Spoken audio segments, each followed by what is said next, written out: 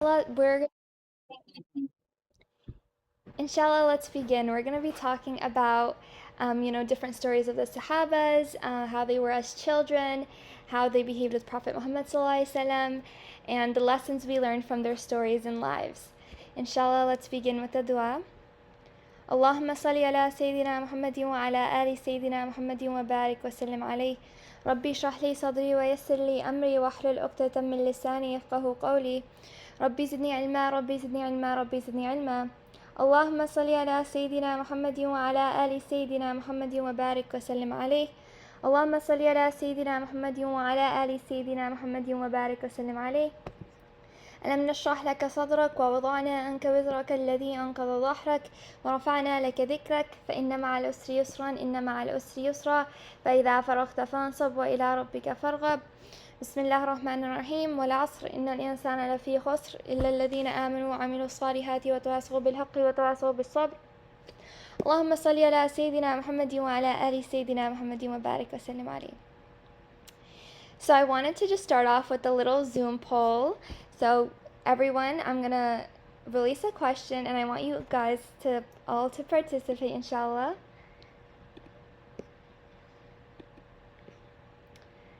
Let me know if you guys aren't able to see it. So the Zoom poll should pop up for everyone. And the question is, why do you think Allah subhanahu wa ta'ala gave us Ramadan? And if anyone is having any issues, please message me in the chat, and I am the co-host, so please make sure you're messaging the co-host. Alhamdulillah, I'm seeing a lot of answers. I'm seeing a lot of participation, mashallah. Very good, very good.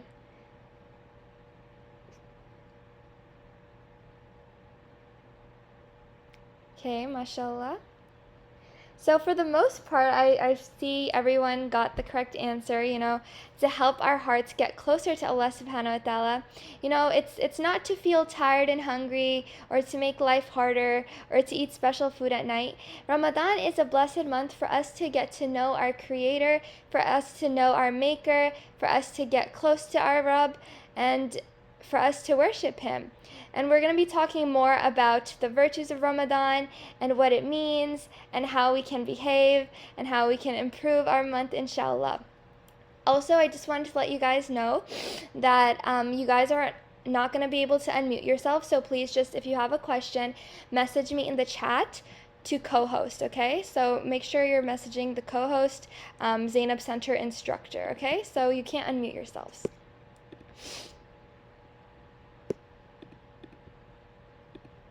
Okay, so let's begin. Let's talk about taqwa and fasting. So, alright everyone, look at this ayah. Allah subhanahu wa ta'ala says, أعوذ بالله من الشيطان الرجيم يا أيها الذين آمنوا كتب عليكم الصيام كما كتب على الذين من قبلكم لعلكم تتقون. O you who believe, fasting has been prescribed for you as it was prescribed for those before you, so that you may attain taqwa. So I want to ask you something. This is the first question that came up. Why do you think Allah subhanahu wa ta'ala made us fast? Is it just to feel hungry? Is it just to wait for iftar and, get that yummy fruit chaat and eat that yummy food? No, the actual real reason is right here in this ayah, right? Allah subhanahu wa ta'ala says He has prescribed fasting, meaning He has told us to fast, meaning He told us to do roza, right? Saum, so that you may attain taqwa. Now the question is, what is taqwa? Right? Does anyone know what taqwa is? You guys can just answer in the chat if you know.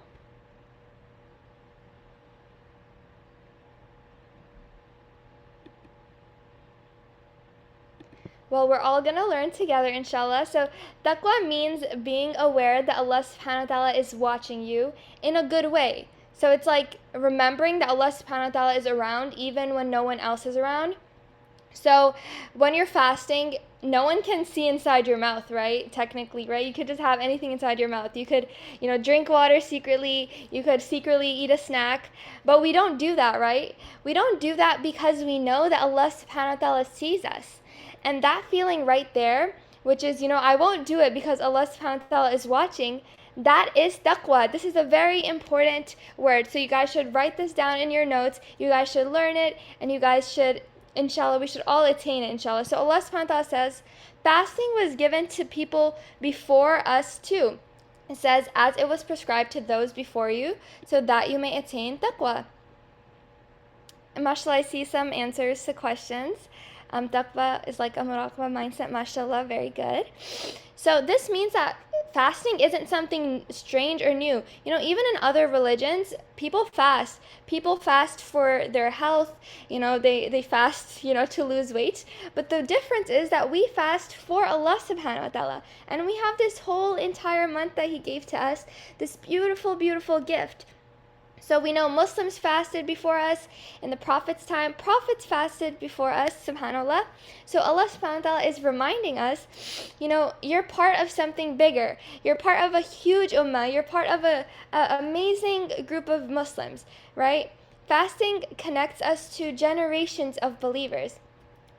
So when you feel hungry, when you're fasting this Ramadan, I don't want you to think, oh, I'm starving, oh, I'm so thirsty, oh, I'm so hungry. I want you to think, I'm training my heart. I'm training my heart to be a good Muslim. And every time you say no to food, every time, you don't secretly drink water, you're learning how to say no to bad choices. And every time you're patient, your taqwa actually gets stronger. So that's something we all, inshallah, need to work on. So we mentioned this. What is taqwa? The key word, the important word. Take this down in your notes, inshallah. This might seem like a big word, but the idea is actually really simple. Remembering that Allah subhanahu wa ta'ala sees you in a loving way, and it means knowing that Allah subhanahu wa ta'ala is always aware of you, even when no one else is. So let's say you're alone, for example. So there's no teacher with you, no parents, your mom, your dad, no siblings, and there's no one is watching you. And you have a choice. You can do something that Allah subhanahu wa ta'ala likes, or something that Allah subhanahu wa ta'ala doesn't like. And when you choose what Allah subhanahu wa ta'ala likes, that is taqwa. And taqwa also means protecting yourself from sin. Just like, in the wintertime, there's if you live on the East Coast, you probably know about the blizzard, the snowstorm that's going to happen. And, you protect yourself from the snow when you go out. You wear a jacket when it's cold. When it's raining, you wear a raincoat or an umbrella. So just like that, taqwa is the jacket, and it's a protection for our hearts. It helps us stay away from things that can hurt you, even if they look fun at first, right? So sometimes we think that something is really fun and really exciting and really good, but Allah subhanahu wa ta'ala actually knows that will hurt us. So He tells us to stay away from it. And that's why we have to listen to the rulings and the things that we learn from the Quran and from our parents. And this is why Ramadan is so, so special. And it's not about being hungry. Anyone can feel hungry. It's about training your heart. So that's what I want you guys to remember. We are soldiers. We are soldiers of Allah. We are strong Muslims. We are strong Muslimas, and we are doing this to please our Rabb, who can give us anything ever. He has all the power in the world. He can give us anything ever. And every time you don't eat when you're fasting, you're practicing taqwa and you're being a good Muslim. You're building taqwa and you're growing it, subhanAllah. I see some people in the chat, alhamdulillah. Jazakallah khair for participating. Okay, now we have another Zoom poll, so get ready, guys. Let me just share it with you all. So this is based off of the past two slides, so I hope you guys were taking notes and paying attention. Okay, so which situation shows taqwa? Take a moment, read all the responses. So the answer choices are being good only when people are watching, choosing the right thing even when alone, being quiet because you're scared, or showing off good deeds. Okay, I see some answers coming in. Good job. Okay.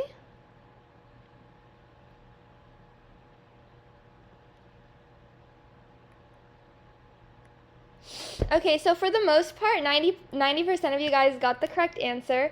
So the answer is choosing the right thing even when you're alone.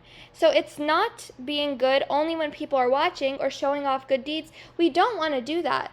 We don't want to just be good when people are watching us. We want to be good for Allah subhanahu wa ta'ala even when we're alone, okay? We're not doing this to show off. We're not doing this to have other people, compliment us or say we're so religious and we're so good. We're doing this because we want our Lord to be happy with us. We want Allah to be happy with us because, when He's happy with us, He'll give us anything and everything. He'll give us Jannah. He'll give us, endless gifts in Jannah. He'll protect us from the hellfire. So we're doing it for Him. We're not doing it for anybody else. We're not doing it for other people. We're not doing it for our parents. We're not doing it for our teachers. We're doing it for our Creator, Allah subhanahu wa ta'ala. So everyone, please make sure you write that down.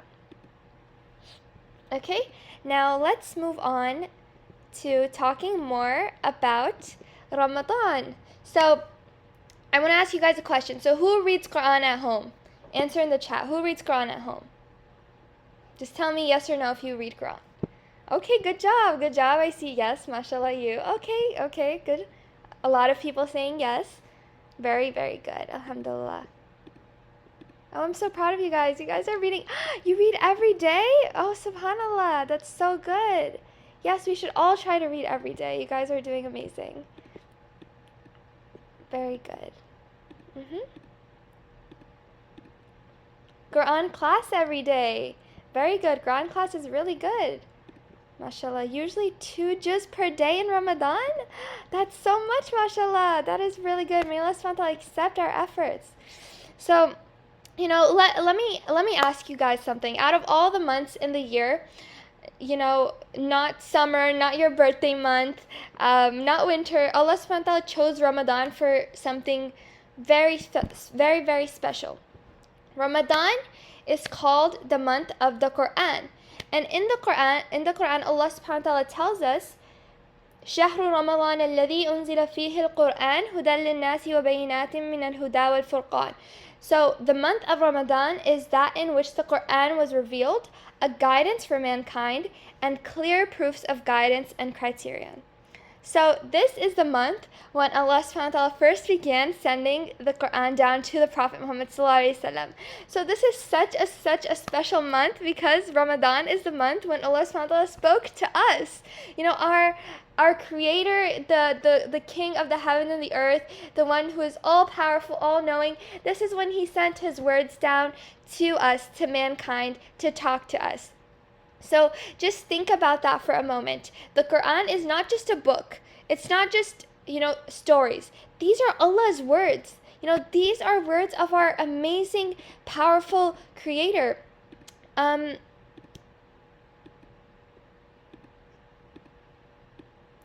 Yeah, so if anyone has any questions, please just message in the chat. I'm unable to unmute people.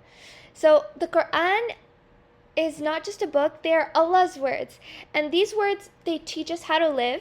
They help us when we're scared. They guide us when we're confused. They comfort us when we're sad. And they remind us that Allah subhanahu wa ta'ala loves us so, so much. And all of that began in Ramadan, in the month that we're in right now, mashallah. So Allah subhanahu wa ta'ala says in this ayah that the Quran is guidance for all people. And guidance basically means directions. So it's like when you're walking in the dark and someone turns on a light so you can finally see which way to go. So the Quran is like that. It tells us what is right, what is wrong, how to be kind, how to be honest, how to talk nicely, how to treat our parents, how to worship Allah. It basically helps our hearts in every way.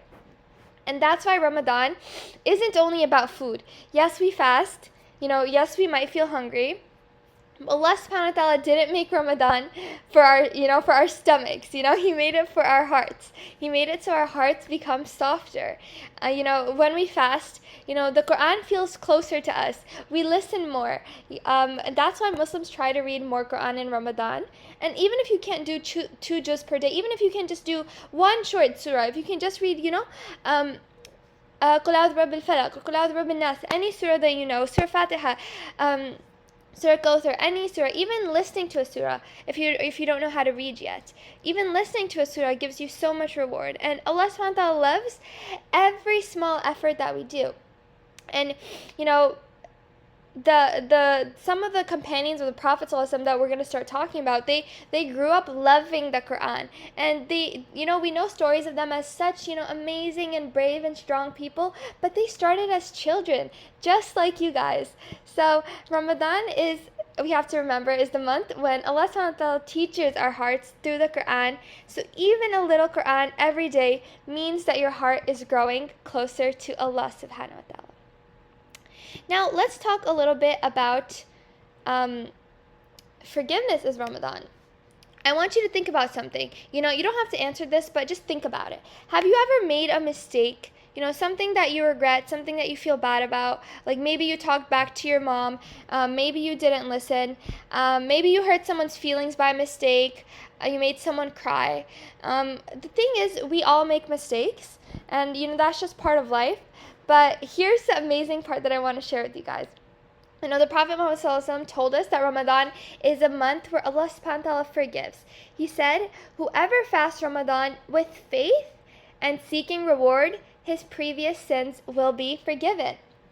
And whoever stands in prayer during Ramadan with faith and seeking reward, his previous sins will be forgiven. SubhanAllah. So this means that Ramadan is about starting fresh.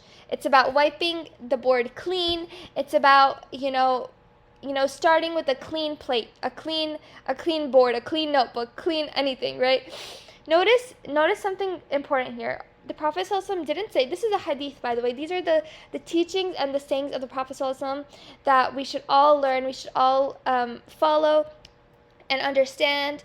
So he didn't say whoever fasts Ramadan, his sins will be forgiven. He says whoever fasts Ramadan with faith. So the key word is with faith and seeking reward. And faith means like belief and, faith in iman, basically, right? We fast because what? We believe in Allah. We fast because we want Allah subhanahu wa ta'ala to be happy with us. Like I was telling you guys about other people that fast just to be skinny, just to lose weight. That's their sins are not going to be forgiven because they're not doing it with faith and to seek reward from Allah. So that's why we have to start with the correct intention, and we have to remind ourselves every day we are doing this for Allah to be happy with us and to obey and worship Him like He told us to. And when we do that, that's when Allah subhanahu wa ta'ala forgives. And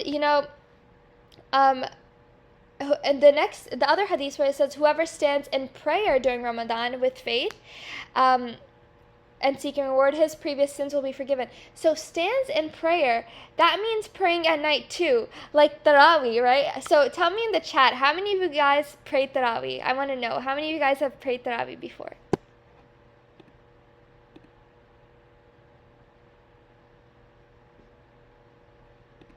Oh, mashallah, I'm getting a lot of responses. Subhanallah.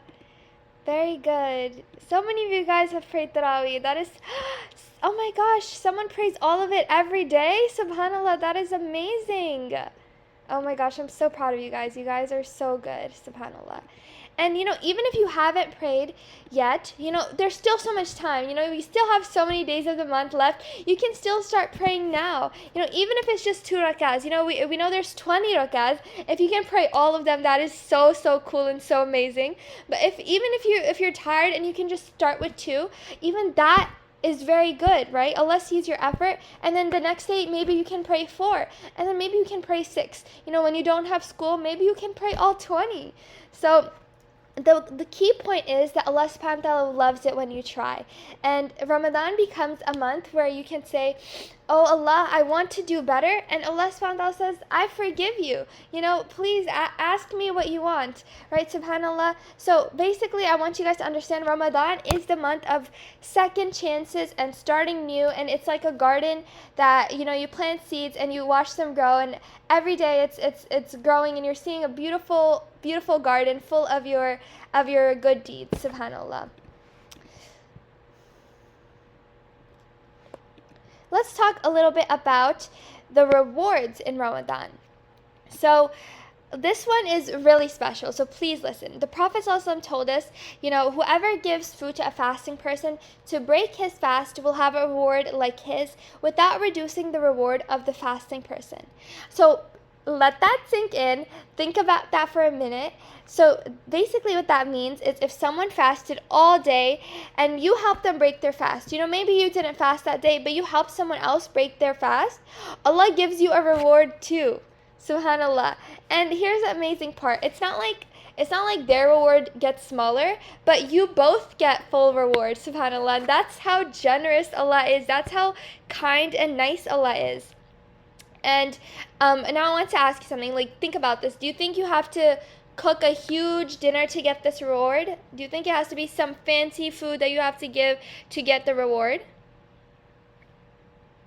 No. So the answer is no, you don't have to. You can just give someone a date, a khajur, right? You can just give someone a cup of water. You can just share your snack. You can help set the table with your mom.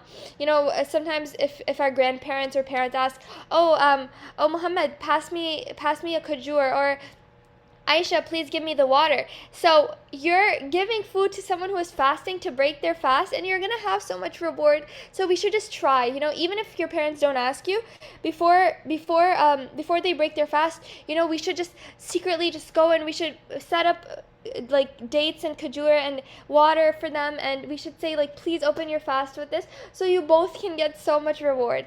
And even something small counts. Allah subhanahu wa ta'ala loves small acts done with a good heart. He loves consistent acts. And there's so many people you can feed. You can feed your parents, you can feed your siblings, your grandparents, your neighbors, your friends, literally anyone who is fasting, even at the masjid, random people if you go there. And helping your parents prepare for iftar. So this teaches us something important about Ramadan, is that Ramadan isn't only about fasting, it's about caring for others, it's about sharing, it's about helping people, and Allah subhanahu wa ta'ala rewards us for that. And when you help someone eat, Allah feeds your reward. So think about that. It's not going to take anything away from you or the other person. You're both going to get so many amazing, nice things. So let's talk a little bit about the virtues of suhoor for a moment. So suhoor is, some people call it sahri, but basically before fajr time, the time where you are eating, you're getting ready for the fast, you're drinking, you're eating, having a nice meal to prepare for the day. It's that quiet meal before Fajr. Sometimes it's dark outside, it's quiet, most people are still asleep. Sometimes it's really hard to wake up, honestly, right? Your bed is really nice and warm, you're so sleepy, sometimes you even have school the next day, and you sometimes think, can I just skip today? And Allah SWT knows that feeling, and that's why Prophet Muhammad told us something so kind and so loving. He said, take suhoor, for indeed there is barakah in suhoor. So, does anyone know what barakah means? You can answer in the chat if you know what barakah means.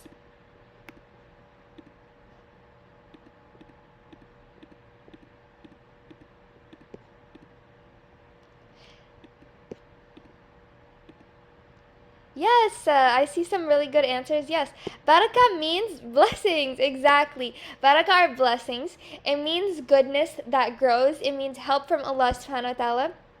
And the important part is the Prophet Muhammad didn't say you only get blessings if you eat a big meal. He didn't say you need to eat a lot of food. He taught us that even a sip of water carries blessings. Even one khajur, even one bite of eggs, even waking up and sitting with your family. Allah subhanahu wa ta'ala looks at that effort. So the thing is, we have to learn everything matters with intention. Intention is the niyyah that you have, the idea basically that you have in your mind of why you're doing something. So we have to first purify our intentions, that we're only doing this for Allah subhanahu wa ta'ala. Like in the hadith we learn, إِنَّمَا الْأَعْمَالُ بِالنِّيَّاتِ. Actions are according to their intention. So a person will be rewarded for what they had intended, right? So what you think, right, you're doing this for Allah, Allah will reward you if you're doing it for Him. But if you're like, oh, I'm just doing this because I'm forced to, then you're not going to get that reward. Allah subhanahu wa ta'ala looks at your heart, your efforts, and you imagine waking up in the morning, taking a sip of water, saying Bismillah. Allah subhanahu wa ta'ala sees that small moment, and that moment is written as worship. And not because the food is special, but because you woke up for Allah. And there's some really cool things that suhoor does for us. First of all, it helps our body stay strong while we fast. so we don't get too hungry throughout the day. It helps us feel less tired. It helps us stay patient and get ready for iftar. And the most important thing is that suhoor trains our hearts. It teaches us, I can choose Allah even when it's hard. I can listen to Allah even when I'm tired. I can do something small and Allah will reward it, inshallah. And let me tell you guys a secret. This is really, really special. That suhoor is a time when dua is accepted, because that time is, the tahajjud time, which is the last third of the night. And the angels are close, and Allah's mercy is near, and Allah comes closest to the earth at that time. And it's quiet, and it's peaceful, and it's gentle, and it's calm. And when you make duas during that time, Allah subhanahu wa ta'ala is listening, and He wants to answer those duas. And, for so many people, those duas that you make at that time are the ones that get accepted, the most. So we should all try to make, even when we get up for sahri, for suhoor, after you pray tahajjud, you should all try to pray tahajjud. We should all make dua for whatever we want. We want Allah to forgive us. We want Allah to give us Jannah. We want Allah to give us, good health and long lives with our parents. We want our parents to be happy. We want us to get good grades. We want us to, read our Quran properly. All of those duas, you can make them at suhoor time, or you can also, well, I'm not going to spoil it for you because we're going to talk about what you can do at iftar time too. So, nothing done for Allah is ever small. And next time you wake up for suhoor, in your hearts you can say, "Oh Allah, I woke up for you, and I'm doing this for you and to please you and to worship you." And that's enough, subhanallah. Now let's talk about the virtues of iftar. Iftar, some people call it iftari, right? Let's imagine it's almost Maghrib time. You've been fasting all day. It's been 12, maybe 10, 12 hours. I don't remember how many hours, but you've been fasting all day. You had school. Maybe you had a job or well, you guys are kids, so you don't have jobs, but you had school, or you had after school, you had classes, you had clubs. You've been fasting all day, you feel thirsty, you feel hungry, maybe it felt like a long day. And then the adhan is almost happened. There's 10 minutes left before Maghrib, and sometimes those 10 minutes feel like the longest 10 minutes, right?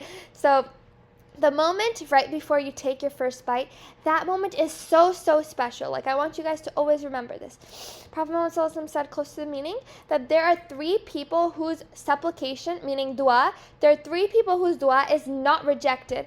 And amongst them, one of them is the fasting person when he breaks his fast. So the person who kept Sawm, who had Roda that day, when he breaks his fast, his dua is not rejected, meaning his dua is accepted. Duas are accepted at iftar time. And you know what that means? Allah subhanahu wa ta'ala is so close to you. When you're about to eat, He's listening. He's waiting for you. Are you going to be able to control yourself, or are you just desperately looking at the samosas at the table? Or are you having your hands up and making dua? That is such an important time. Your dua is close. You just finished worship. You showed patience all day. Allah subhanahu wa ta'ala loves this. And right before you drink your water, right before you eat your date, you can ask Allah for anything, for your parents, for yourself, for Jannah, for school, for protection. That is such a powerful moment. And I want you to remember, sometimes we rush iftar. We're excited, we're hungry, we just grab the food. But what if we just paused for a moment and we raised our hands and said, "Ya Allah, grant me this. Please give me this. Please forgive me." And that's why what I want you guys to do is I want you to make an iftar dua list. This is your homework. Before next week, I want you to make an iftar dua list. I want you to write down, at least 5 to 10 things that you guys want. I'll give you some hints. You can ask for Jannah, for forgiveness, for to be a strong Muslim, for good health, for your parents to live long lives, to become a hafidha or a hafidh, an alima or an alim, there's so many du'as you can make for good grades, anything, right? So make a list. This is your homework. And inshallah, this will change your whole life if you do this. Now it's time for another Zoom poll. So I'm going to give you guys a moment and open up the question. Okay, so take a moment and answer the question. The question is, if you mess up one day in Ramadan, what should you do? And the answer choices are give up, hide it, ask Allah for forgiveness and try again, or stop fasting. Okay, good answers. I see a lot of you guys are participating. Very nice. Very good, very good. Oh, mashallah. Very good. Good job, everyone. Yes, so the correct answer is ask Allah for forgiveness and try again. We just spoke about how merciful and forgiving Allah is. Even if you make mistakes, if you say sorry to Allah, if you say you won't do it again, and you try your best not to do it again, and you feel bad about what you did, Allah subhanahu wa ta'ala will forgive us, inshallah, and we just have to try again the next day. We just have to get a little bit better, a little bit stronger, a little bit kinder every single day. So thank you guys so much for answering. And let's move on to the next slide. Okay, so this is a very important concept that I want to talk about with you guys. These are really two important words, and they sound similar, but they're a little bit different, and both matter a lot in Islam. So first, what is adab? Adab means good manners and proper behavior. So it's how you act on the outside. You know, it's things like saying please and thank you, speaking politely, listening when someone else is talking, not interrupting, being gentle with your words, respecting your parents, teachers, elders, you know, so many things we can do to show adab. And people can see adab. So what is akhlaq then? Akhlaq is good character. This is who you are on the inside. It's things like being kind even when no one tells you to. It's being honest even when it's hard. Being patient even when you feel upset. And being forgiving instead of staying angry. So this is a part of who you are, and it lives in your heart. And people may not always see it, but Allah subhanahu wa ta'ala always sees it. It's doing the right thing even when no one is watching, because you know Allah is watching. And that goes back to our first key word of the day, which was taqwa, right? Remember, everyone, taqwa? And the Prophet ﷺ, what did he tell us? He said, close to the meaning, the best among you are the best in character. So he didn't say the best are the ones who are the richest, or the best are the ones who are fastest, who are the loudest. He said the best people are the ones with the best character, the best akhlaq. So this means that your kindness matters. Your good behavior matters. How you treat others matters, right? And remember, adab is a good way to differentiate is like adab is mostly what people see, and akhlaq is what Allah sees first. You know, and when your heart is good, when you have good akhlaq, your manners, your adab becomes good too. So remember, being a good Muslim isn't only about how you pray, it's also about how you speak, how you treat people, what's inside your heart, how you act. And remember, Allah subhanahu wa ta'ala loves good hearts. And we love Allah, so we want to have good hearts. So some examples are, for example, like to show you guys the difference between adab and akhlaq. So at home, for example, your mom is calling you and you're busy, and you know, maybe you're doing your homework, or maybe you're playing video games or something, and you don't really want to answer. So adab is saying something like, okay, I'm coming, and you know, not shouting back at her or ignoring her. And akhlaq is wanting to help her because you love her, and because Allah loves when we respect our parents. And for example, at school, if a teacher is talking, adab is, you know, raising your hand, waiting your turn to speak. And akhlaq is, you know, listening carefully because you respect others, even when no one is watching you. So that is, like, you know, one of the key differences. Adab is, you know, more about how you behave. Akhlaq is more about who you are. And Allah subhanahu wa ta'ala loves both. We need to strive to have both. Now I'm going to tell you guys such a cool story, so pay attention, and we're going to talk about the lessons after the story. So this is the story of Sayyidina Abu Madhura and the Prophet Muhammad sallallahu alaihi wasallam. So Abu Madhura, who was a young man in Mecca, and this is before he was Muslim. So eventually he became a Sahabi, a very, very good Muslim. But before that, this story is from when he was young and he was not a Muslim. And he was known to have such a naturally beautiful, strong voice. And he was just, very known for that. And something that people noticed about him even before Islam touched his heart. So at the time, the Prophet ﷺ had entered Mecca, and this is around the period after the conquest of Mecca. So the call to prayer had begun to be said loudly and openly, and meaning everyone heard it. It was said in public. And that made a lot of the young Quraysh men who were not Muslim, it made them very angry because they didn't want Muslims to do their adhan because they were non-Muslims and they didn't like Muslims that much. So Abu Madhura and a group of his friends were standing nearby when they heard the adhan. And so out of mockery, out of making fun, Abu Madhura began, imitating the adhan, repeating its words, exaggerating to kind of get his friends to laugh and kind of to make a joke out of it. And he wasn't saying the adhan to call people to Allah. He was making fun of it, actually. And there was something that happened that changed everything. The Prophet Muhammad actually heard him do this. And so let's take a pause here. Because what do you think Prophet Muhammad's reaction was when he heard Abu Madhura make fun of the adhan? What do you think his reaction was? Tell me in the chat.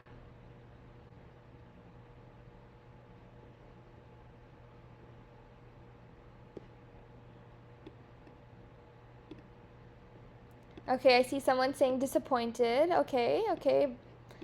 Anyone else have any idea?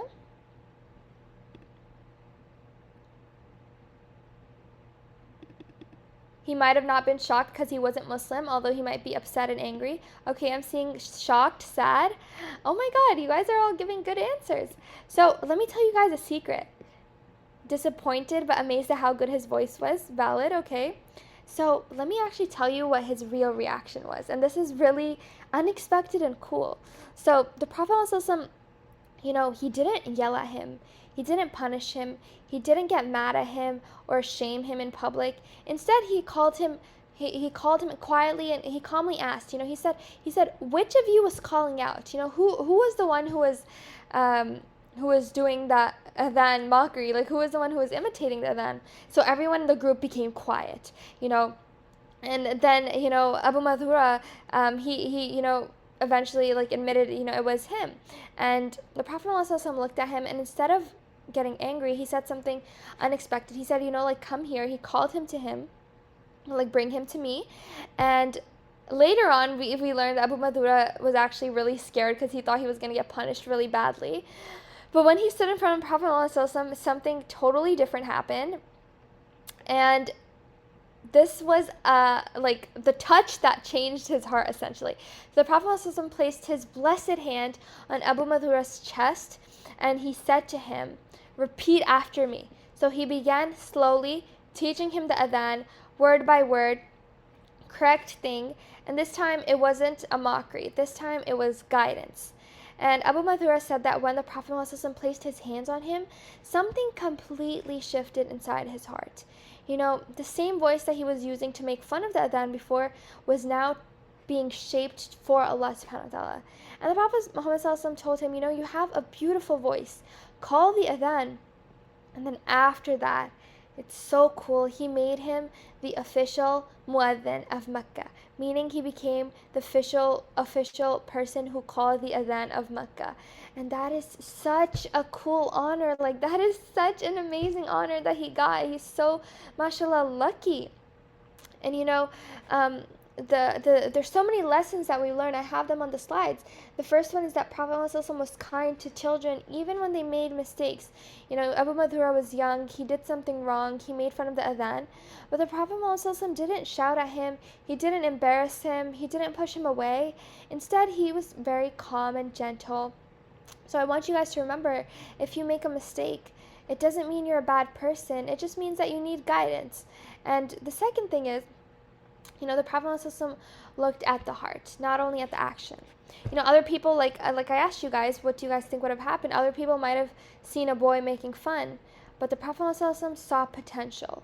He saw a child with a beautiful voice who just needed direction. And he didn't say, why did you do this? How could you? He showed him how to do something better. So, this shows us that Allah subhanahu wa ta'ala and His Messenger sallallahu alaihi wasallam, they care about who you can become and not only what you did before. So if you did something wrong, it's okay because we still have the chance to change. The next thing we learn is that a gift can be used the wrong way or the right way. So Abu Madhura had a strong, beautiful voice. First, he used it to make fun. Later, he used it to call people. And his voice stayed the same, right? It's not like he got a new voice. But the purpose of the gift changed. So remember, if you have a talent, your talent is from Allah. And what matters is how you use that talent. So for example, if any of you guys, take Quran class and you have a beautiful voice or you're learning proper qiraat, you can use that voice for Allah subhanahu wa ta'ala. You can use that voice to teach other people. You can use that voice to lead salah and lead tarawih or something one day. Or if you're a girl, you can teach other people. There's so many things you can do. Next thing we learn is one moment can change a whole life. So even the Prophet, even though he Abu Madhura had such a short meeting with him right then and there, but this changed his whole future. So this shows us that one good choice can change everything. One of the last things we learn is love is a stronger teacher than anger. The Prophet ﷺ didn't force Abu Madhura to change. He spoke kindly, he placed his hand on him, he trusted him, and Abu Madhura changed because he felt loved. Sometimes harshness can push people away, but kindness is what helps people grow. And Allah can turn mistakes into good deeds. So even if you mess up, remember that Allah can still, forgive you and use you for something beautiful. So let's talk a little bit about respecting our parents. I want everyone to look at this ayah. Allah subhanahu wa ta'ala says, "Your Lord has commanded that you worship none but Him and that you be kind to your parents." وَقَضَى رَبُّكَ أَلَّا تَعْبُدُوا إِلَّا إِيَّاهُ وَبِالْوَالِدَيْنِ إِحْسَانًا. Right? Did you notice something in this ayah? Allah subhanahu wa ta'ala talks about worshiping Him, and in the same sentence, He talks about being kind to our parents. So being kind to our parents is something right next to worship. How cool is that? Why would Allah put those two together? Because He's trying to tell us that after Allah, the people who have done the most for us are our parents. Our parents feed us, they wake up early for us, they worry about us, they make dua for us, they give us food, they gave us a house. The Prophet ﷺ said something very serious in this hadith. Let him be humbled into dust. Let him be humbled into dust. It was said, Allah's Messenger, who is he? He said, he who sees either of his parents during their old age, or he sees both of them, but he does not enter paradise.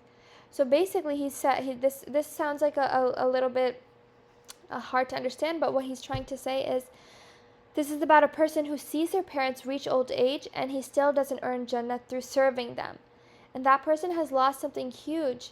So this means that we have to serve our parents, listen to our parents, be nice to our parents, and be good to our parents. And when our parents get older, when they might move slower, when they need help, this is not something we should think of as a burden. Even now, if your parents ask you to do something for them, we should never think it's a burden. We should think of it as an opportunity to earn Jannah. So, for example, when your mom calls you or your dad calls you, don't roll your eyes. Don't say ugh, or don't be mad at them or just say oh, just give me a minute, or why are you always calling me? Answer gently.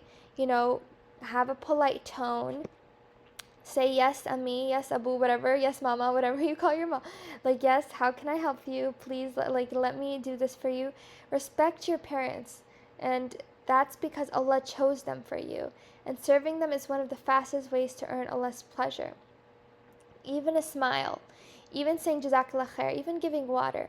Remember that those small things are huge in the sight of Allah. And did you guys know that, the Jannah lies beneath the feet of the mother? So we have to be really especially kind to our mothers. Oh, someone asked, what is a burden? So a burden is when we think of something that's, something that's, let me think of how to explain this. Something that's, like a big responsibility, or something super hard to do, something that's like very hard to do, and something that you don't want to do, something that's very annoying for you, or like, oh, why do I have to do that? That's so much work. So that's kind of a burden. So we don't want to think of that as a burden. We want to be happy when we listen to our parents. We want to respect them nicely. Not just our parents, but our elders, people who are older than us. The Prophet Muhammad ﷺ says, "He is not one of us who does not show mercy to our young and respect our elders." So grandparents, parents, teachers, uncles, aunts, anyone older than us who lived more than us. This is a very strong statement, and it tells us that respecting elders is part of being a good Muslim. And now we have to think, like, why are elders so special? So there's different reasons why they're special. Like, first of all, wisdom. Wisdom means having a lot of knowledge about something. They have lived longer. They've learned lessons. They've seen things that we haven't even seen, right? They have a lot of good knowledge, good information that they can teach us, good advice. And when they give us advice, we should take it nicely, because they're not doing it to control us. They're doing it to protect us. Their wisdom comes from life. Second of all, experience. They've been through days, hard days, happy days. They know what patience feels like. They know what loss feels like. They know what effort feels like.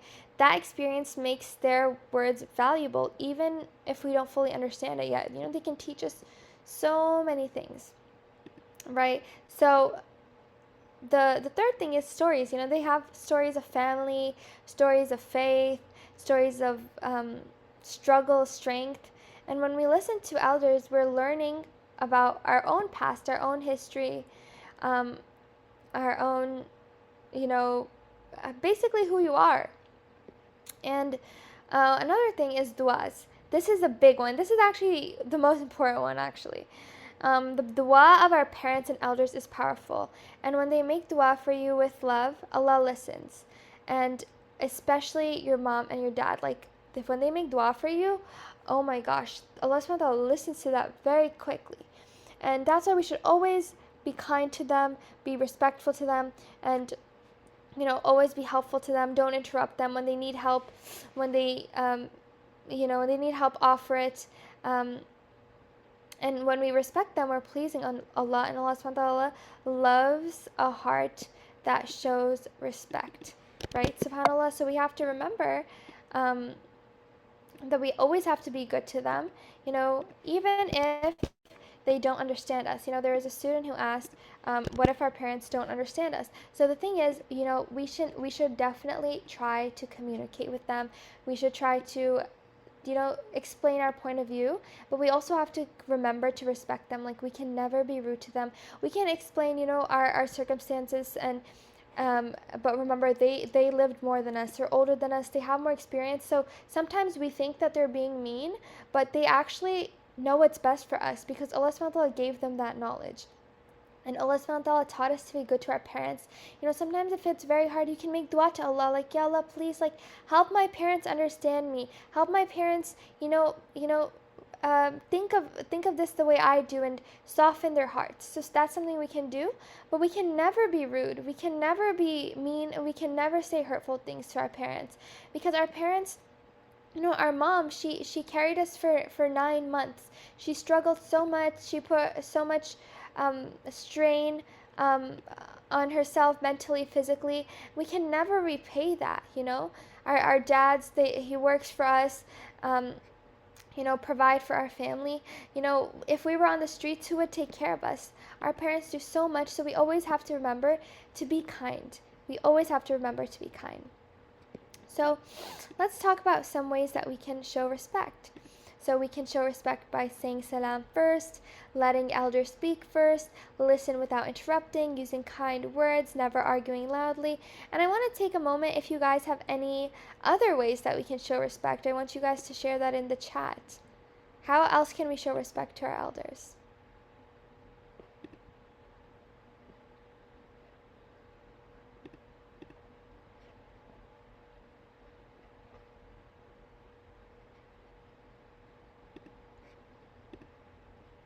Right, someone said by doing khidmat. Exactly, yes, helping our parents and elders. MashaAllah, you guys are so smart. Helping them even if they don't ask. Perfect, that is such a good answer. Sometimes your parents want something but they don't ask it directly, but we should understand, oh, I think my mom is thirsty, I should get her some water. Oh, I think my dad is tired, maybe I should bring his food for him, or something like that. Helping them, and yes, exactly. Very good job, everyone. So this is activity time. So we're not going to do this here, but I want you guys to, if you're interested, you can take a screenshot of this and do this crossword puzzle with all these Islamic words. This will be very fun. So take a screenshot and maybe do this later when you have time for fun. And this will be a nice activity for everyone. So someone asked, what's khidmat? Does anyone want to try explaining what khidmat is in the chat before I tell you guys? Does anyone else want to give it a shot? Let me see what people are saying.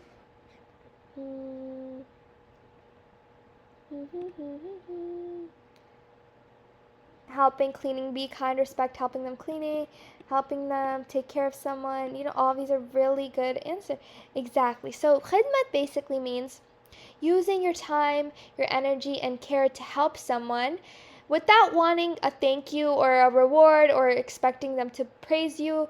You're doing this only for Allah subhanahu wa ta'ala. So basically you're helping with love for the sake of Allah. And this can look in so many different ways, like something very big, like, making food or something small, like smiling at a stranger. Smiling is also sunnah at a stranger. So anything that is serving other people in a good way. So very good job.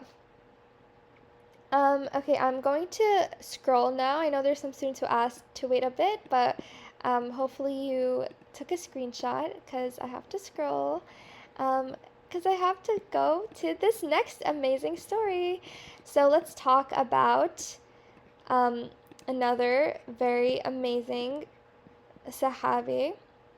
And this person is Sayyidina Abdullah ibn Mas'ud radhiyallahu anhu, and this is a story from when he was a child, right? So before he became one of the greatest scholars of Islam, before he memorized the Quran, before he stood so close to the Prophet, he was a poor young boy. He wasn't from a very wealthy family. He wasn't, particularly rich. I'm gonna scroll really quickly back for anyone who needs to take a screenshot of the crossword activity some students are asking. So just please take like 5 to 10 seconds, whoever needs to take it, and then we'll continue with their story.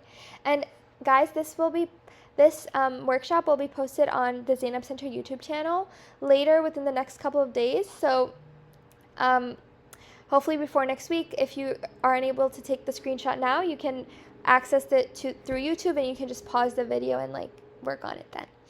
So okay, let's go back to the story. So Sayyidina Abdullah ibn Mas'ud radhiyallahu anhu, he was a poor young boy. He worked as a shepherd, and a shepherd is someone who takes care of sheep and cattle, and a lot of prophets were actually shepherds, right? So he took care of sheep that did not belong to him. He didn't own them, meaning they were someone else's sheep, and he was trusted to look after them. And so one hot day in Mecca, while he was watching the sheep, there were two travelers that approached him. And the two travelers were Prophet Muhammad ﷺ and Hazrat Abu Bakr radhiyallahu anhu. And the boy, he didn't know who they were. but they came up to him, they approached him. They were tired, they were thirsty, and the Prophet ﷺ gently asked him, do you have any milk we can drink? And this is such an important part of the story, so pay attention. And Abdullah ibn Mas'ud, he could have said yes, you can have some milk from these sheep. No one was there, the owner wasn't there, right? So he could have just given the milk, but no one would have even known. Instead of actually doing that, the boy, Abdullah ibn Mas'ud, who answered honestly, he said, I can't give you milk because the sheep are not mine. He that's all he said. No long excuse, no this, that, just the truth. Just the simple and plain truth. So he cared more about doing the right thing rather than just pleasing people, even though this was Prophet Muhammad, the most amazing person to walk the earth. But he didn't know that at the time, that it was him. But this interaction, revealed something special. The Prophet Muhammad didn't get upset. He didn't pressure the boy. He didn't say, how dare you say this to me, and don't you know who I am? Astaghfirullah, astaghfirullah. So instead, he looked at him and he said, he asked something else. He said, is there a sheep that hasn't been milked yet? Is there a sheep who didn't give milk yet? And Abdullah ibn Mas'ud, who showed them a young sheep, and the Prophet ﷺ gently touched, the sheep, and he made dua, and by Allah's permission, the milk came out of the sheep, and then they were able to drink that milk. And then something even more important happened, this life-changing moment, where the Prophet ﷺ turned to the boy and said words that would change his life forever. He said, he told him, you're a young man who's been taught well, and essentially he praised his trustworthiness, his honesty, his intelligence. And think about that for a second. Out of everyone in Mecca, the Prophet ﷺ noticed this young shepherd boy, not because he was rich, not because he was loud, not because he showed off, but because he was honest. From that day on, the Prophet ﷺ took him under his care, and he left shepherding and he became so close to the Prophet. He served him, he learned from him, he stayed near him. And later in life, we learn, he memorized the Quran directly from the Prophet ﷺ, and he became one of the greatest teachers of the Quran. And Prophet ﷺ even said people should learn Quran from him. He was so close to the Prophet ﷺ that people thought he was his family. And all of that began with an honest answer from a child. So what are 5 lessons we learned from the story? Allah subhanahu wa ta'ala loves honesty. Even when no one is watching, Allah subhanahu wa ta'ala sees. The second thing is doing the right thing matters more than impressing people. Abdullah ibn Mas'ud, who didn't try to please strangers, he tried to please Allah. He said, Allah, the Prophet said, whoever seeks the pleasure of Allah, even if people are displeased, Allah will be pleased with him. Meaning, if you want to make Allah happy, even if other people aren't happy, for example, if you want to wear hijab, maybe your aunt or your cousin or someone else says, no, don't wear hijab, but you still want to wear hijab just for Allah subhanahu wa ta'ala, then Allah will be happy with you, right? That's the most important thing, is to make Allah subhanahu wa ta'ala happy, right? That is such an important thing for us, subhanAllah. And this is, the third lesson is the Prophet ﷺ loved good character. We talked about good character, right? Good character, another one of our keywords, akhlaq, right? Adab was, good manners. Akhlaq was good character. The Prophet ﷺ noticed Abdullah ibn Mas'ud whose honesty before anything else. And, in a hadith, the Prophet ﷺ told us, he was sent to perfect good character. And now we have to understand Islam isn't only about praying, it's about being honest and kind, subhanAllah. And now we know that, oh my gosh, someone shared their story that this happened to them once. MashaAllah, I'm so glad, you persevered, you did the right thing for Allah subhanahu wa ta'ala. Now, number 4, small choices can change your whole life. So one truthful moment led to a lifetime of closeness to the Prophet ﷺ. And Allah subhanahu wa ta'ala tells us in the Quran, فَمَن يَعْمَلْ مِثْقَالَ ذَرَّةٍ خَيْرًا يَرَهُ. Whoever does an atom's weight of good will see it. Even if you do such a small thing that's a good deed, it will matter. Every tiny good deed matters. The Prophet ﷺ says, do not consider any good deed as small. Small actions actually grow big with Allah. So for example, like giving, like, if there's a stray cat in the street, and you give the cat some water or some milk, you might think that's a small thing, but that's actually such a big thing in the sight of Allah. If you're doing something for the sake, Allah, I want to do this because I want to benefit your creation. You created these beautiful animals, I want to take care of them, I want to be kind to other creatures for your sake and be a good person who is generous, right? So having those intentions is really, really important. Another important lesson we learn is that you don't have to be rich or famous for Allah subhanahu wa ta'ala to choose you. Allah subhanahu wa ta'ala chooses you by your heart, not by your status, okay? The Prophet Muhammad tells us, Allah subhanahu wa ta'ala does not look at your appearance or wealth, but He looks at your hearts and your deeds. So, the most important thing is to remember that Allah subhanahu wa ta'ala looks at who we are on the inside, okay? So, ask yourself this, like, if no one was watching, would I still do the right thing? And inshallah, we want the answer to that question to be yes. Yes, inshallah, we will still try to do the right thing, even if no one was watching us.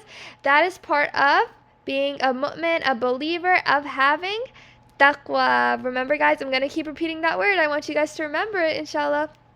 So we have to remember to carry on all these lessons forward. Okay, time for another Zoom poll. Get ready to answer another question. Okay, I've opened up the question. The question is, what matters more to Allah? How we look, how popular we are, what's in our hearts, or how fast we run? So take a few seconds to answer that question. Okay, I see everyone answering very good, very nice, answering correctly for the most part.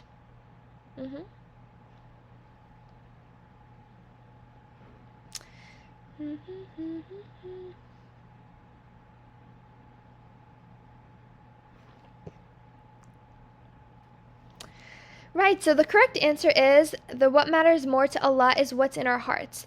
It doesn't matter how we look, because Allah subhanahu wa ta'ala cares what's on the inside. It doesn't matter how popular we are, because I just mentioned, right, that even if something makes other people unhappy, if something is making other people upset, but it makes Allah subhanahu wa ta'ala happy, that's important. We're not going to try being, just being nice if it's something that is making Allah subhanahu wa ta'ala unhappy. Like if someone tells you, I don't like that you pray tahajjud. It's waking up everybody in the morning. But you're like, I'm sorry, but I have to pray tahajjud because I want to make Allah subhanahu wa ta'ala happy. I'm sorry if you're unhappy. I'll try to be quiet, but I can't stop because I want to seek Allah subhanahu wa ta'ala's pleasure. So it doesn't matter how popular we are either, because people's minds will always change. Remember? So for those of you who picked that answer choice, how popular we are, that's not the correct answer choice, okay? We don't care. Allah subhanahu wa ta'ala doesn't care how popular we are. He cares more about our good deeds, our good character, how good we are to our elders, how honest we are, and how we are worshiping Him. It doesn't matter how popular you are, because, there were some prophets where they were, not popular at all. Nobody followed them. And for years they had to call people to Allah alone, and people would make fun of them. People would try to chase them out of the town, and so they were not popular. Even Prophet Muhammad ﷺ, don't you guys remember, like in the story of Taif, how people of Taif kicked Prophet Muhammad ﷺ out of the town and hurt him so badly, and were throwing rocks at him and made him bleed and stuff. So he wasn't popular, right, in the beginning. And after Allah subhanahu wa ta'ala helped him, and over the years, that's when Islam spread. But we have to remember, popularity is not what matters. What matters is what's in our hearts. Okay, everyone? I hope everyone understands that. Okay, now let's move on.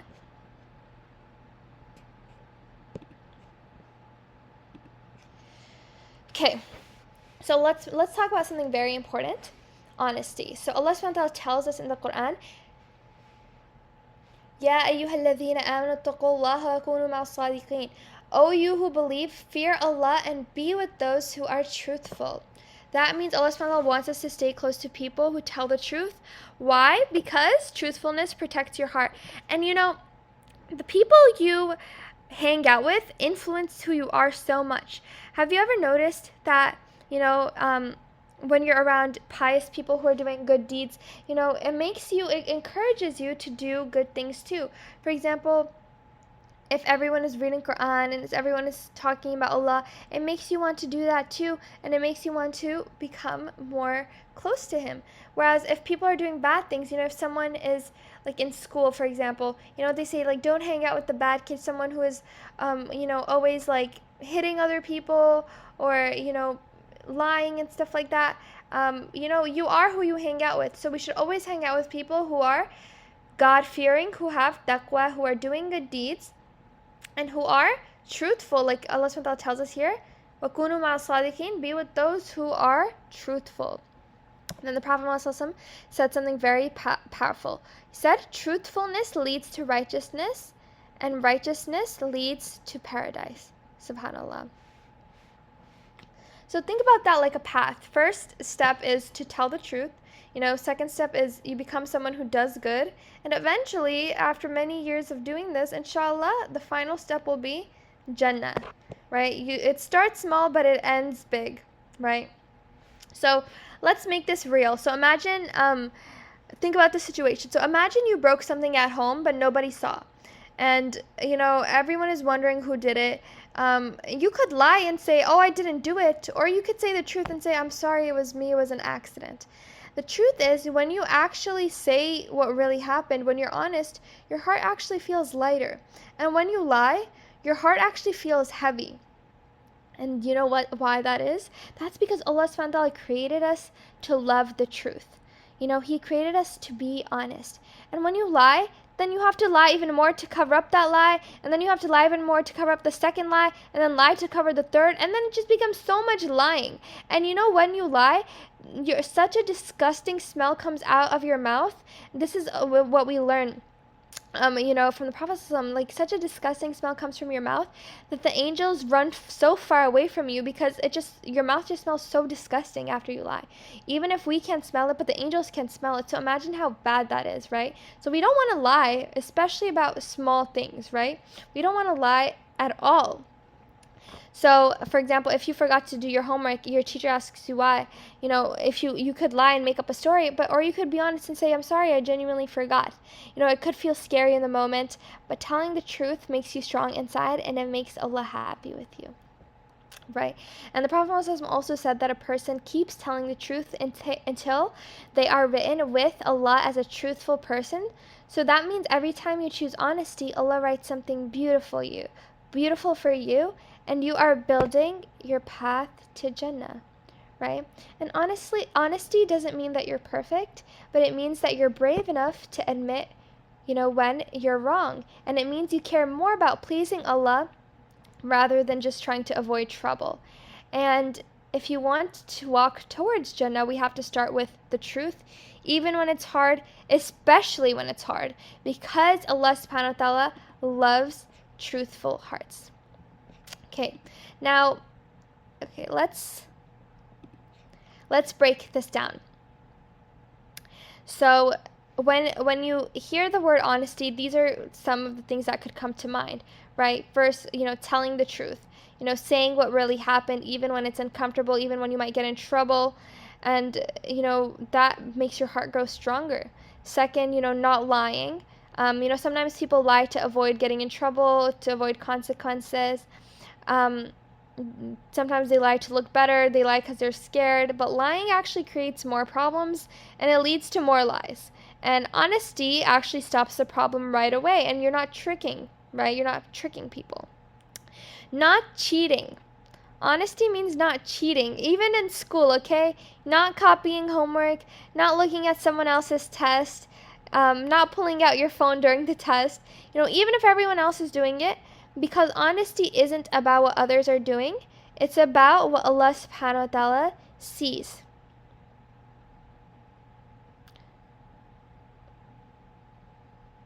And someone asked, what if you lie but after you say the truth? So what if you lie after you say the truth? It's good that you said the truth after. So what you can do is after that you can, after saying the truth, like you can apologize, and then you can also make dua to Allah subhanahu wa ta'ala to forgive you and say, Ya Allah, I'm really sorry for lying first. Thank you so much for helping me say the truth. And even if I got in trouble, and inshallah, please, I won't lie anymore. Please, Ya Allah, help me not lie and always say the truth right from the beginning. So it's a good thing if you say the truth, even if you initially lied, because that shows that you're growing and you're learning from your mistakes and that you feel bad about them, okay? So lastly, keeping promises is also part of honesty. So if you say to someone, oh, I promise I'll help you, and then you don't, that hurts trust, you know. Honesty means your words matter. And if you promise something, you should try your best to keep it. And that's how people learn to trust you. Because imagine someone who always tells the truth and keeps their promises and never cheats and doesn't lie. Would you trust them? Of course you would trust them. Of course you would love them. Of course you would, you would like them a lot. That's why honesty is so powerful, because it builds strong relationships, strong friendship, and most importantly, it builds your path to Jannah. And, some of the things we learned from our elders, for example, from Sheikh Ahmed, Arshad Dawud Barakatuhu, he says, honesty is a skill that is learned. So when we hear this, it means something really important, because it shows us that honesty doesn't always come automatically. It's something that we practice. Just like how you learn to tie your shoes, just like how you learn to read Quran, you take Quran classes, just like how you learn to ride a bike. Anything you do, you have to learn. Honesty gets stronger the more you use it. In the beginning, it might be hard. You might want to lie, but the more you're honest, the more easier it is to be honest about everything. You're honest once, and then the next time you're like, yes, I'm going to be honest again. And then eventually you're going to, inshallah, be known as someone who is honest, and people will trust you. And we're not doing this for other people to like us, but we're doing this because Allah subhanahu wa ta'ala will love us. So what does it mean that honesty is a skill that is learned? So sometimes it's hard to tell the truth, right? Sometimes it feels scary, and you're scared that you might mess up. That doesn't mean you're bad. It means that you're learning. And, every time you choose to be honest, your heart grows braver. And we know that a Muslim, a mu'min, is someone who is brave. And we can learn honesty in different ways, like by watching our parents, by listening to our teachers, by following the Prophet ﷺ, by asking Allah to help us be honest, making dua, Ya Allah, please help me be someone who tells the truth, who doesn't lie, and who can follow the Prophet Muhammad ﷺ. We can also correct ourselves when we slip up, just like how the student asked, what if I lied and then I say the truth? That's okay. You can correct yourself, because Allah subhanahu wa ta'ala loves your effort and loves that you're trying. Even trying to be honest matters so much, right?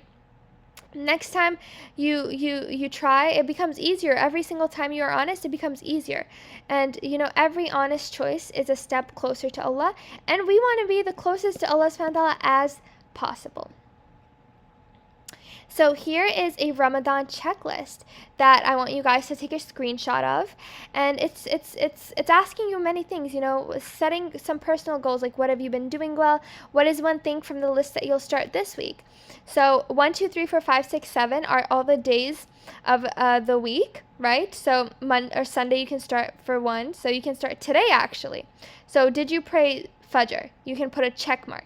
If you prayed Zohar, you can put a check mark. If you prayed Asr, check, check, check, check, check.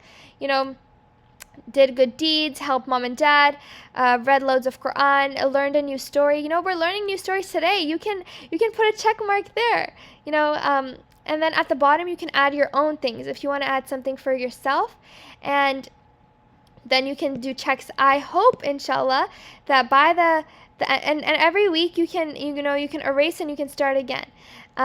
So I hope at the end of Ramadan, eventually you have check marks all over this, and it's full of all the amazing things that you guys did, and even more things that you guys will do, inshallah. Okay, now I want to talk about something that is really important. So put your thinking caps on. This can get a little bit tricky, but you guys are very smart and you guys will understand this right away. So this is a sunnah of the week that I want to teach you guys, inshallah, that we can learn together. Tayammun. So I underlined N because this sounds very close to the word tayammum, which ends with M, like noon and meme, right? Tayammum. I'm sure some of you guys might have heard of the word tayammum. And tayammum is actually, tayammum is a different word with a different meaning. It's about, like doing wudu with earth. So it's a different word. Maybe you guys haven't learned it yet, but the point is tayammun with an N is completely different. It means starting something with the right side in good and honorable actions. Okay, so let's break that down. Starting something on the right side, meaning doing things from, like, I guess, like the right side of your body, right? Like your right hand, your right foot. So this, Allah subhanahu wa ta'ala loves the sunnah because it shows respect, care, and intention. The Prophet Muhammad loved to begin with the right side, for example, putting on his shoes, combing his hair from the right side, purification from the right side, and all of his affairs, right? And obviously some things we do with the left, like when we're using the bathroom, for example, we wash ourselves with the left hand because the right hand is clean, right? It's the clean hand. We don't want to like make it dirty or anything.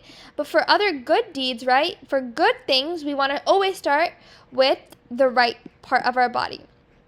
So this is tayammun. Someone asked in the chat, what is tayammum? So that's different. That is, you don't have to know about it in detail, but basically, when there's no water available, and this happens in very special circumstances, it's a special way of doing wudu with part of the earth, like with part of like material, like sand or something like that. So that's something that inshallah, if you guys study more, as you guys grow older, you'll learn that in your classes, inshallah, if you join Zainab Center. But tayammun, I just want you guys to remember with the N. Tayammun is what we're learning now. It means starting things from the right side in good and honorable actions. And remember, we want to try to replicate Prophet Muhammad in every action that we can, because Allah subhanahu wa ta'ala loved Prophet Muhammad so much. If we try to be like him, Allah subhanahu wa ta'ala will love us so much too, right? So we have to try our best to follow all parts of the sunnah. Okay, so when can we do tayammun? So some ways we can do tayammun is when we're putting on our shoes. We can put on our right shoe first. When we're wearing our clothes, right, we can start with the right arm. When we're eating and drinking, we have to eat and drink with our right hand, right? That's why our parents always teach us. Now you know the secret behind why they teach us. It is called tayammun because it is a sunnah of the Prophet Muhammad sallallahu alaihi wasallam. Or, when you're washing your arm during wudu, for example, you start with your right arm, you start with your right foot. When you enter the masjid, you enter with your right foot, right? SubhanAllah. So these are all examples of tayammun. Now we are going to do another Zoom poll, inshallah. And this is our last Zoom poll. So everyone, please try to participate. Okay. So what small action can earn big reward? Smiling at your mom, saying salam, being honest, all of the above. So if this is based off of everything that we learned today, everyone, I'm hoping everyone gets this answer correct. And inshallah, let's see.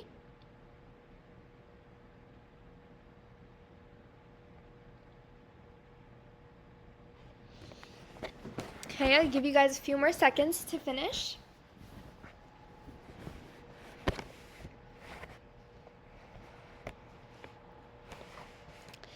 Right, so the answer is all of the above.